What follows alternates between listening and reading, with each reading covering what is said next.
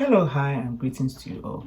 I would first like to apologize for my appearance because you see, my hair, my nails, my inside, and more, they are all in need of services that require people touching me. So, until COVID-19 is done, I'm fully going to be on the internet looking like an abomination. But it's okay, people should manage me like that, I beg. My name is Tamara, this is not my real face, and you are now watching the yellow wall. The wall!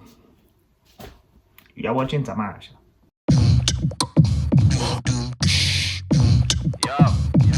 Make I tell you the matter. Still an agent butter with this pure water, but no be me go judge.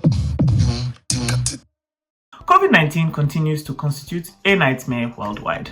Lockdown was lifted in Nigeria and wow, surprise, surprise, now we have nearly 5,000 cases. By the time this video comes out, it might be 10,000. And considering how many people are refusing to take this thing seriously and actually contact CDC when they are sick, the numbers might even be, I don't know, in the hundreds of thousands if. Rumor has it that the government is thinking of bringing back the lockdown. Okay. In the meantime, our country leaders are doing interesting things to keep the peace. For example, the governor in Rivers State demolished 2 hotels because they broke quarantine rules. Most countries would just, I don't know, like lock the place up and order a deep cleaning. But no. Nigeria must always do the most. So total destruction, it is. Northern Nigeria, specifically Kano, seems to have a full-on breakout. So its neighboring state, Bauchi, said NAFAM and ordered a 10-day lockdown. But they didn't order the lockdown nationwide, statewide, only in the areas near Kano, which is fair enough. Also up north, 2 people in Kaduna found out they had the virus. For some reason, they decided the best way to handle that was to run away. Kaduna officials weren't having any of that and claimed they found them and have detained them. But if you're in Kaduna, better just you say woke, because who knows. So I've noticed a lot of things during this pandemic era. The world has changed and we have all changed with it. For some people, it's not too drastic, but some people, I don't even know who they are anymore. I like change, so me, I've just been here observing. Which brings me to today's topic, types of people I've noticed during the pandemic. Type 1, the motivational speakers.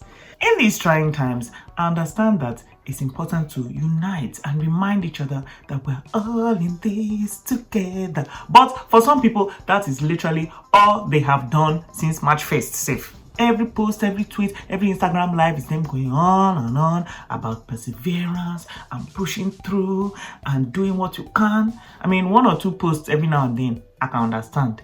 But every day, what I find funniest are the motivational posts encouraging people to do nothing. Please help me understand what exactly is motivational about saying, oh, it's okay if, even though you're one of the lucky few to have a job that is actually paying you to work from home during this quarantine time. If you don't feel like working, it's just fine until the pandemic is over. Just take it easy. Take it easy for almost 3 months. Is that not the opposite of motivational? All in all, I'd rate these newfound motivational speakers like 3/5 because while most of them annoy me and I don't agree with anything that they are saying, or well, a lot of what they're saying, I know they make people happy and they give them reassurance and they almost always use really cool fonts in all their posts, so it's okay. 3/5 for them. Type 2, the interior designers. With nothing to do but stare at your house and your room from morning to night, many people have decided to use this time to make some changes to their space. And there's nothing wrong with that. If I myself was in quarantine in my house, my room would be a whole new world. But what I find fantastic are the ones who take it one step further and decide to document the whole process. Every new delivery that comes, they will enter Insta story and do grand unboxing as if it's some package from designer, showing us their bathroom tiles, their new bookings, their new shower curtain. Then they will now come and do a time lapse of them putting all these new things up. Then after that one, they will now come and do an expose as to how all these new things make them feel and how they've changed the feng shui of their life and blah, blah, blah, blah, blah. Just talking Marie Kondo kind of stuff. And sometimes it makes sense and I'm enjoying myself. But sometimes people are looking, talking a little bit of rubbish. And in sometimes it's even more awkward because the space that they've now created is not too pop. It's not cute. Please, for most of you who are interested in this interior design lifestyle, just show us the end. We don't need to see the whole journey. It's okay. Then under interior designers, I've now added the gardeners. all the people that have ordered different plants and seeds and things to keep them company, which I find really cute because I can't lie, I love plants, so I enjoy myself. But if your story is a full 1 minute long and it's just plants you are discussing, please and please go and sit down. We just need to see the plant, know the name of the plant, have regular updates. We don't need to know how the plant felt on Monday morning or how the plant is coping with coronavirus. It's a plant.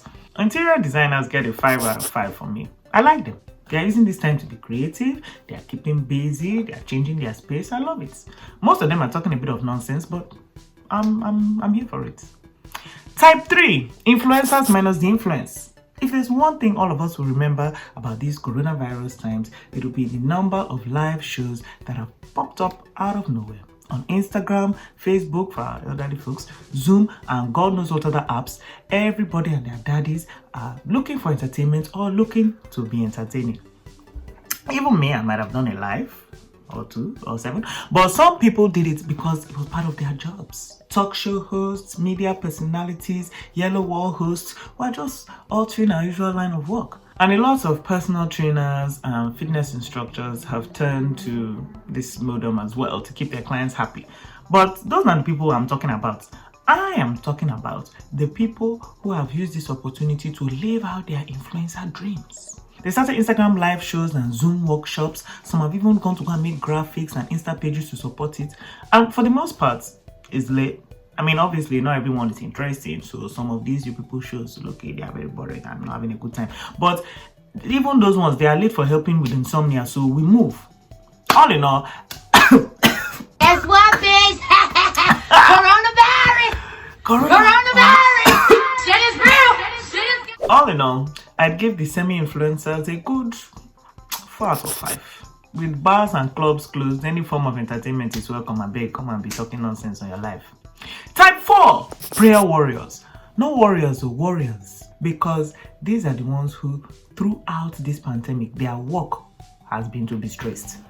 They are panicked for a number of reasons. They are worried about their jobs. They are worried about going to the market. They are worried about what will happen to the economy. They are worried about their kids in school. They are worried about the trees. They are worried that this may be a sign of end of days and that Jesus will soon come and carry us all up in rapture. Any kind of problem and all the worries that anybody has had in this corona, then they have it. But instead of them to do like everybody else and squash these fears deep down inside, they carry it on their head and remind you of every fear they have every blessed time you speak to them. And then after stressing you out, they will now come and say that how can you be stressed? Because there is God. Most conversations with these people usually start or end with a prayer. And they are usually the ones who regard WhatsApp as a better news source than CNN or BBC and stay up sending you every update that they find there. The prayer warriors for me shall get a good 6 over 5 because yes, they stress you out and remind you of things that they cannot change, but it might be their prayers that get us out of this whole mess. So me, I'm on their side, I'm with them. We move. I'm giving a special honorary mention to Type 5 as they are hands down the absolute best people during this pandemic. The workers. I'm not just talking about healthcare workers, but also the teachers, security people, policemen, people in the food business, people in the transportation business, deliverymen, basically all the essential workers out there who are literally the ones keeping the world running right now. 10 over 5 for you guys, maybe even 15 self. Thank you all so much. And that brings me to the end of the episode. What kinds of people have you noticed in this pandemic? And do you agree with the ratings I gave people that I've noticed? Let me know in the comments below or on our social media platforms, and make sure you are subscribed to Accelerate TV for all our amazing content, because really it's after curfew time. What else do you have to do with yourself? My name is Tamara and I'll be back in 2 weeks with more from the yellow wall. Just use the imagination and pretend it's behind me. I don't know where the camera on this phone is, so I've just been looking all over the phone.